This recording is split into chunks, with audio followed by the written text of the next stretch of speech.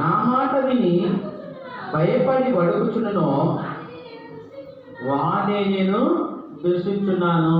చాలు. ఇప్పుడు మనము దేవుడు ఎవరు చూస్తున్నాడు? దీనులు చూస్తున్నాడా?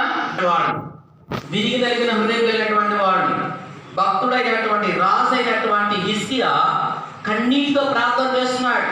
ప్రభువా, నేను నీ కొరకు ఎన్ని కార్యాలు చేశాను, ఒక్కసారి జ్ఞాపకం చేస్తాయా, ఒక్కసారి జ్ఞాపకం చేసుకున్నాను, బాగు చేయి అని కన్నీటితో ఆయనకున్నటువంటి రోగాన్ని బట్టి దేవుడి సన్నిధిలో మొరపెడతా ఉన్నాడు.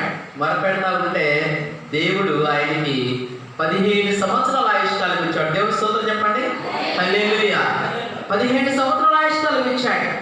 దేవుడు దేన్ని చూశాడు? ఆయన విరిగిన హృదయాన్ని చూశాడు. కన్నీరు, ఆయన కన్నీరు చూస్తున్నాడు.